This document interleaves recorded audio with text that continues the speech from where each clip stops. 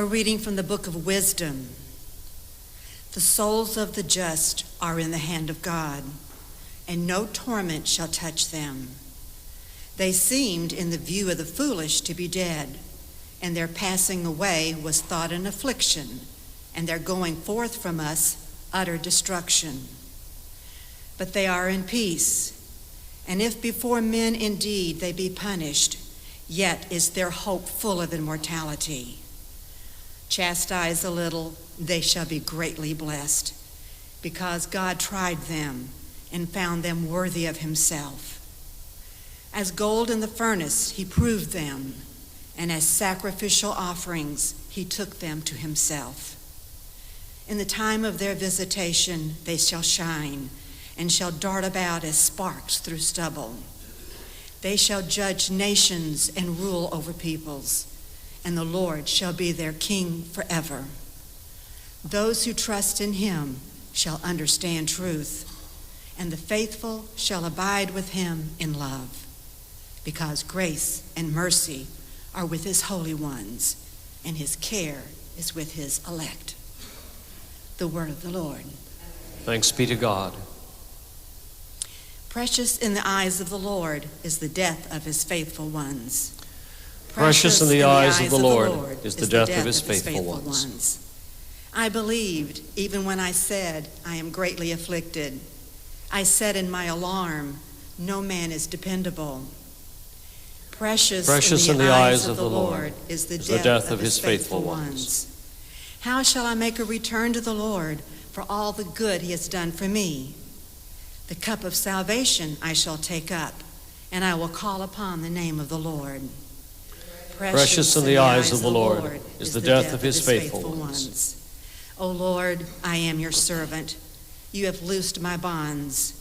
To you will I offer sacrifice of thanksgiving, and I will call upon the name of the Lord.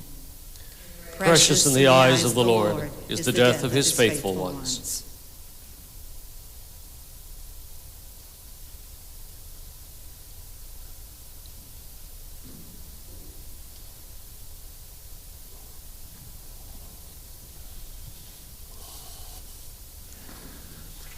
Hallelujah, hallelujah, hallelujah, hallelujah.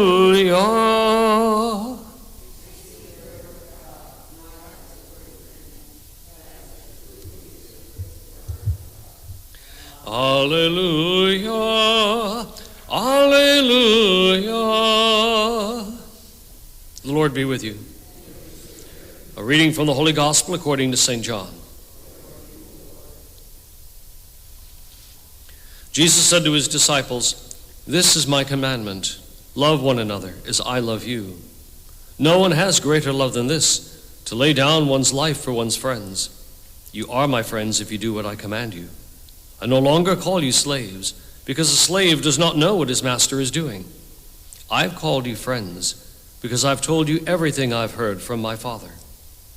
It was not you who chose me, but I who chose you and appointed you to go and bear fruit that will remain, so that whatever you ask the Father in my name, he may give you." The Gospel of the Lord.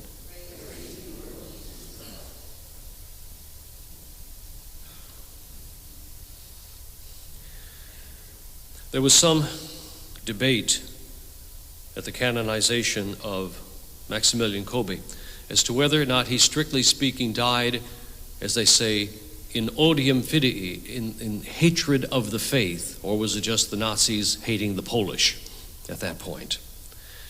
It's pretty clear, given the structure of everything and how everything worked, that it was definitely in hatred of the faith.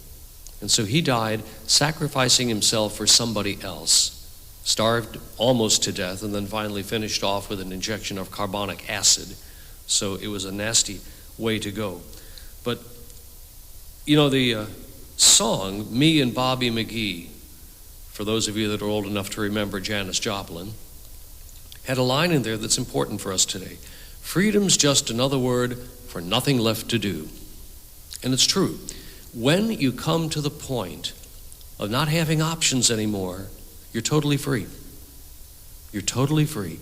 And so Maximilian Kolbe with all of what he was doing, with his militia of Mary Immaculate and founding houses in Poland and in Japan and Nagasaki and whatnot, he had all these options, all these directions, all these movements. Some of them were good, some of them were not so good, but all of a sudden he finds himself in Auschwitz. Now there are almost no options. And when he chooses to volunteer to save a man's life who was married and had children, all options were gone, and he was totally, utterly, absolutely free. Now, we are faced with tons of options, but we can embrace at least the limited freedom that we have by saying yes to God. And in Maximilian Kolbe's case, even before he was arrested, he was convinced that the proper way of understanding God's will for us is just simply docility and obedience, doing what we're supposed to do. And for whatever else happens in the course of our life, offer it up. The three magic words. Offer it up, let it become part of your prayer, let it become part of your penance, and by that means, please God and give him glory. That we can do. That we can do. We don't have the utter and absolute freedom that he did in that death cell. Or that, for that matter, the various martyrs. Okay, once they are convicted, that's it. And they are utterly, absolutely free. And they can embrace God with great joy at that point. For us today, let's embrace God to the joyfulness that we actually can have in our hearts, and to have the freedom to say yes to God, to the circumstances of life that we face today, even if it's not with absolute freedom, nevertheless with joyful freedom. Let us stand and pray.